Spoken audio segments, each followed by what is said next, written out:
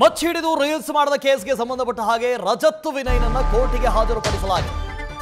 24ನೇ ACMM ನ್ಯಾಯಾಧೀಶರ ಮುಂದೆ ರಜತ್ ಹಾಗೂ ವಿನಯ್ ಈ ಇಬ್ಬರನ್ನು ಹಾಜರುಪಡಿಸಿದ್ದಾರೆ. ಪರಪ್ಪನ ಅಗ್ರಹಾರ ಜೈಲಿನಿಂದ ಕರೆತಂದಿದ್ದಾರೆ ಪೊಲೀಸರು. ಹೆಚ್ಚಿನ ವಿಚಾರಣೆಗೆ ಕಸ್ಟಡಿಗೆ ಕೇಳದ ಇರುವಂತಹ ಸಾಧ್ಯತೆ ಇದೆ. ಈಗಾಗಲೇ ವಿಚಾರಣೆ ಆರಂಭ ಆಗಿದೆ. ಇದುವರೆಗೂ ರೀಲ್ಸ್ನಲ್ಲಿ ಬಳಸಿರುವಂತಹ ಮಚ್ಚು ಸಿಕ್ಕಿಲ್ಲ. ಹೀಗಾಗಿ ಇಬ್ಬರನ್ನು ಪೊಲೀಸರು ಕಸ್ಟಡಿಗೆ ಕೇಳುವಂತಹ ಸಾಧ್ಯತೆ ಇದೆ. ವಿಚಾರಣೆ ಆರಂಭ ಆಗಿದೆ. ಒಂದು ಕಡೆಯಿಂದ ಈ ರಜತ್ ಹಾಗೂ ವಿನಯ್ ಇಬ್ಬರ ಪರವಾದಂತಹ ವಕೀಲರು ಜಾಮೀನಿಗೆ ಕೇಳುವಂತಹ ಸಾಧ್ಯತೆ ಇದೆ, ಜಾಮೀನು ಕೊಡಿ ಅಂತ ಹೇಳಿ. ಇನ್ನೊಂದು ಕಡೆಯಿಂದ ಪೊಲೀಸರು ಕಸ್ಟಡಿಗೆ ಕೇಳುವಂತಹ ಸಾಧ್ಯತೆ ಇದೆ. ಯಾಕೆಂದ್ರೆ ಈ ರೀಲ್ಸ್ನಲ್ಲಿ ಬಳಸಿರುವಂತಹ ಆ ಮಚ್ಚಿದೆಯಲ್ಲ, ಒರಿಜಿನಲ್ ಮಚ್ಚು ಇನ್ನೂ ಕೂಡ ಸಿಕ್ಕಿಲ್ಲ. ಆ ಮಚ್ಚು ಇನ್ನೂ ಕೂಡ ಸಿಕ್ಕಿಲ್ಲ. ಸೊ ಅಲ್ಲಿ ನೀವು ಗಮನಿಸ್ತಾ ಇದ್ದೀರಿ, ಈಗಾಗಲೇ ಎಸಿಎಂ ಕೋರ್ಟ್ಗೆ ಹಾಜರುಪಡಿಸಲಾಗಿದೆ. ಇನ್ನೇನು ವಿಚಾರಣೆ ಆರಂಭ ಆಗಿದೆ. ಜಾಮೀನಿಗಾಗಿ ಕೇಳುವಂತಹ ಸಾಧ್ಯತೆ ಇದೆ. ಅದರ ಜೊತೆಗೆ ಪೊಲೀಸರು ಕಸ್ಟಡಿಗೆ ಕೇಳುವಂತಹ ಸಾಧ್ಯತೆ ಇದೆ. ಕಸ್ಟಡಿಗೆ ಕೊಡುವಂತಹ ಸಾಧ್ಯತೆ ಹೆಚ್ಚಿದೆ. ಯಾಕೆಂದರೆ ಇನ್ನೂ ಕೂಡ ಆ ಲಾಂಗ್ ಸಿಕ್ಕಿಲ್ಲ. ಆ ಸೆಟ್ ಪ್ರಾಪರ್ಟಿ ಅಂತ ಏನು ಹೇಳಿದ್ರು, ಈ ಸೆಟ್ ಪ್ರಾಪರ್ಟಿನ ರಿಕವರಿ ಮಾಡ್ಕೊಳ್ಳೋದಕ್ಕೆ ಅಂತ ಹೇಳಿ ಹೋಗಿದ್ರು. ಅಲ್ಲಿ ಸ್ಥಳ ಮಹಜರು ಮಾಡಲಾಗಿತ್ತು. ಸ್ಥಳ ಮಹಜರು ಆದರೂ ಕೂಡ ಈ ಒರಿಜಿನಲ್ ಆದಂಥ ಮಚ್ಚು ಅಥವಾ ಲಾಂಗು ಅದು ಇನ್ನೂ ಕೂಡ ಸಿಕ್ಕಿಲ್ಲ. ಪ್ರಜ್ವಲ್ ಇದ್ರ ಬಗ್ಗೆ ಡೀಟೇಲ್ಸ್ ಅನ್ನು ಕೊಡ್ತಾ ಹೋಗ್ತಾರೆ. ಪ್ರಜ್ವಲ್, ವಿಚಾರಣೆ ಆರಂಭ ಆಗಿದೆ. ಏನಾಗಬಹುದು ಇವತ್ತು? ವಾದ ಪ್ರತಿವಾದ ಹೇಗೆ ನಡೀತಾ ಇದೆ, ಏನು ಕತೆ ಅಂತ?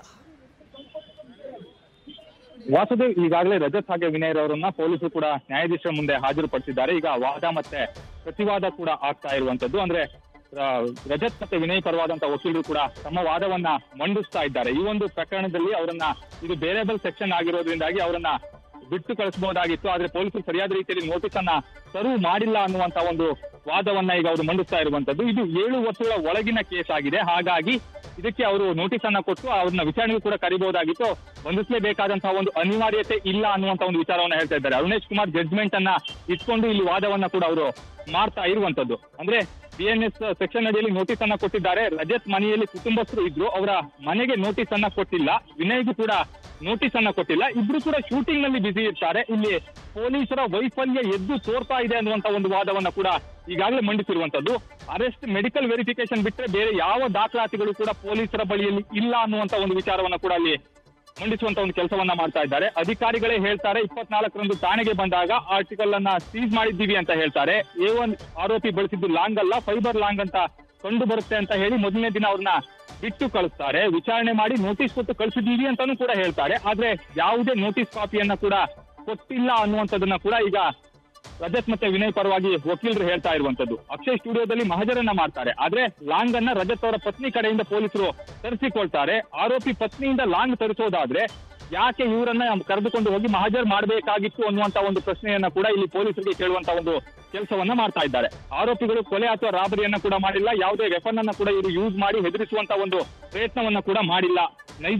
ನಿಜವಾದ ಲಾಂಗ್ ಅನ್ನ ಅವರು ವಶಪಡಿಸಿಕೊಳ್ಬೇಕಾಗಿತ್ತು ಅನ್ನುವಂತ ಒಂದು ವಿಚಾರವನ್ನ ಪೊಲೀಸರು ಈಗ ಹೇಳ್ತಾ ಇದ್ದಾರೆ. ಆದ್ರೆ ಅದಿನ್ನೂ ಕೂಡ ಸಿಕ್ಕಿಲ್ಲ ಅನ್ನುವಂತ ಒಂದು ವಾದವನ್ನ ಕೂಡ ಮಂಡಿಸ್ತಾ ಇರುವಂತದ್ದು. ಅಂದ್ರೆ ರಜತ್ ಮತ್ತೆ ವಿನಯ್ ಇಬ್ರು ಕೂಡ ಬಿಗ್ ಬಾಸ್ ನಲ್ಲಿ ಇದ್ದಂತವರು ಈಗಾಗಲೇ ಖಾಸಗಿ ಚಾನೆಲ್ ನಲ್ಲಿ ಒಂದು ರಿಯಾಲಿಟಿ ಶೋ ನಲ್ಲೂ ಕೂಡ ಇಬ್ರು ಇದ್ದಾರೆ.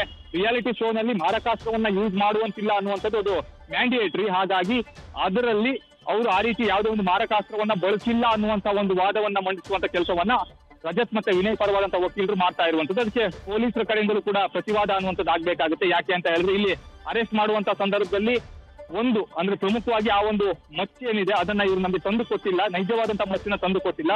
ಇನ್ವೆಸ್ಟಿಗೇಷನ್ ವಿಚಾರಣೆಗೆ ಕರೆದಂತ ಸಂದರ್ಭದಲ್ಲಿ ಅವರು ಕೊಟ್ಟಂತಹ ಮಚ್ಚು ಏನಿದೆ ಅದು ಬೇರೆಯಾಗಿದೆ. ರೀಲ್ಸ್ ನಲ್ಲಿ ಬಳಸಿದಂತಹ ಮಚ್ಚಿಗೂ ಮತ್ತೆ ಇವರು ನಮಗೆ ತಂದು ಕೊಟ್ಟಂತಹ ಮಚ್ಚಿಗೂ ಯಾವುದೇ ರೀತಿಯಲ್ಲೂ ಕೂಡ ಸಾಮ್ಯತೆ ಕಂಡು ಬರ್ತಾ ಇಲ್ಲ ಅನ್ನುವಂತ ಒಂದು ವಿಚಾರವನ್ನ ಇಟ್ಕೊಂಡು ಈಗ ಪೊಲೀಸರ ಕಡೆಯಿಂದಲೂ ಕೂಡ ಒಂದು ವಾದ ಆಗುವಂತ ಒಂದು ಸಾಧ್ಯತೆ ಇರುತ್ತೆ. ಅದನ್ನ ಕೂಡ ನ್ಯಾಯಾಧೀಶರು ಗಣನೆಗೆ ತೆಗೆದುಕೊಳ್ತಾರೆ. ಈಗಾಗಲೇ ಇವರಿಬ್ರು ಕೂಡ ಜಾಮೀನು ಅರ್ಜಿಯನ್ನ ಕೂಡ ಸಲ್ಲಿಸಿರೋದ್ರಿಂದಾಗಿ ಏನಾಗುತ್ತೆ ಅನ್ನೋದನ್ನ ಕೂಡ ಇಲ್ಲಿ ಕಾದು ನೋಡ್ಬೇಕಾಗಿರುವಂತದ್ದು. ಅಂದ್ರೆ ಈ ಒಂದು ಪ್ರಕರಣಕ್ಕೆ ಸಂಬಂಧಪಟ್ಟಂತೆ ಈಗಾಗಲೇ ವಾದ ಮತ್ತೆ ಪ್ರತಿವಾದ ಅನ್ನುವಂಥದ್ದು ಆಗ್ತಾ ಇದೆ.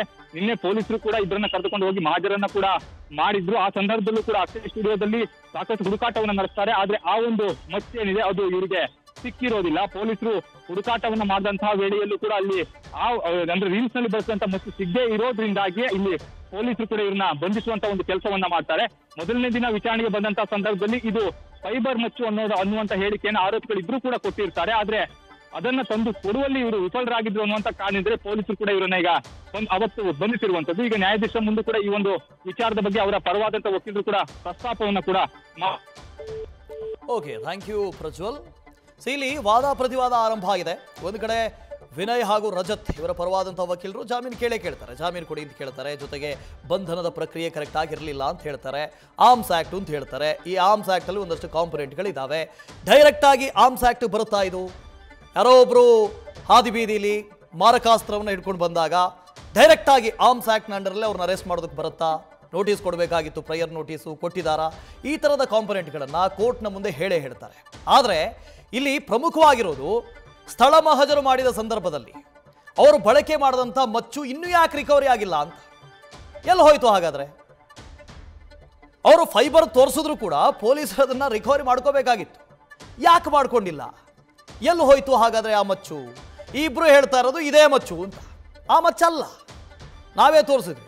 ಎರಡರಲ್ಲಿರುವಂಥ ವ್ಯತ್ಯಾಸ ಏನು ಅಂತ. ಆ ಫೈಬರ್ ಮಚ್ಚು, ಅದೇ ಸೆಟ್ ಪ್ರಾಪರ್ಟಿ ಅಂತ ಹೇಳ್ತಾ ಇದ್ದಾರಲ್ಲ, ಆ ಮಚ್ಚು ಜೊತೆಗೆ ಇವರು ಬಳಕೆ ಮಾಡಿದಂಥ ಮಚ್ಚು, ಇದು ಎಲ್ಲಿಂದ ಬಂತು, ಯಾರು ಕೊಟ್ಟರು, ಎಲ್ಲಿಂದ ತಗೊಂಬಂದರು? ನಿಜಕ್ಕೂ ಈ ಮಚ್ಚು ಏನು ಒರಿಜಿನಲ್ ಮಚ್ಚು ಅಂತ ಹೇಳ್ತಾ ಇದ್ದೀವಲ್ಲ, ಇದು ಸೆಟ್ ಪ್ರಾಪರ್ಟಿನೇ ಆಗಿದ್ದರೆ ಅವ್ರ ಮೇಲೂ ಕಂಪ್ಲೇಂಟ್ ಆಗಬೇಕಲ್ಲ, ಅವ್ರ ಮೇಲೂ ಆ್ಯಕ್ಷನ್ ಆಗಬೇಕಲ್ಲ. ಅವ್ರು ಹೇಗೆ ಹಿಡ್ಕೊಂಡ್ರು? ಮಾರಕಾಸ್ತ್ರವನ್ನು ಹೇಗೆ ಬಳಕೆ ಮಾಡ್ತಾರೆ? ಅದು ಶೂಟಿಂಗ್ ಆಗಲಿ ಇನ್ನೊಂದು ಯಾವುದೇ ಪರ್ಪಸ್ಗಾಗಲಿ ಮಾರಕಾಸ್ತ್ರವನ್ನು ಹೇಗೆ ಬಳಕೆ ಮಾಡ್ತಾರೆ? ಮಾಡೋದಾಗ ಇಲ್ಲ. ಸೊ ಅವ್ರ ಮೇಲೂ ಕೂಡ ಕ್ರಮ ಆಗಬೇಕು. ಸೊ ಇಲ್ಲಿ ಅನೇಕ ವಿಚಾರಗಳಿದ್ದಾವೆ, ಟೆಕ್ನಿಕಲ್ ವಿಚಾರಗಳಿದ್ದಾವೆ.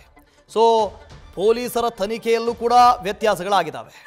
ಅಲ್ಲೂ ನೀವು ಬಹಳ ಕ್ಲಿಯರ್ ಆಗಿ ತನಿಖೆ ಮಾಡಿಬಿಟ್ಟಿದ್ದಾರೆ, ಬಹಳ ಫೇರ್ ಆಗಿ ಬಹಳ ಫ್ರೀ ಆಗಿ ತನಿಖೆ ಮಾಡಿದ್ದಾರೆ ಅಂತ ಹೇಳೋದಕ್ಕೆ ಬರೋದಿಲ್ಲ. ಒಮ್ಮೊಂದು ಹೇಳಿದ್ದಾರೆ, ಬೆಳಗ್ಗೆ ಎದ್ದಾದ್ಮೇಲೆ ಇನ್ನೊಂದು ಹೇಳಿದ್ದಾರೆ. ಸೊ ಇದನ್ನೆಲ್ಲವನ್ನ ನ್ಯಾಯಾಧೀಶರು ಆಲಿಸಬೇಕು. ನ್ಯೂಸ್ ಫಸ್ಟ್, ನಿರ್ಭೀತಿಯಿಂದ ನಿಮ್ಮ ಪರವಾಗಿ.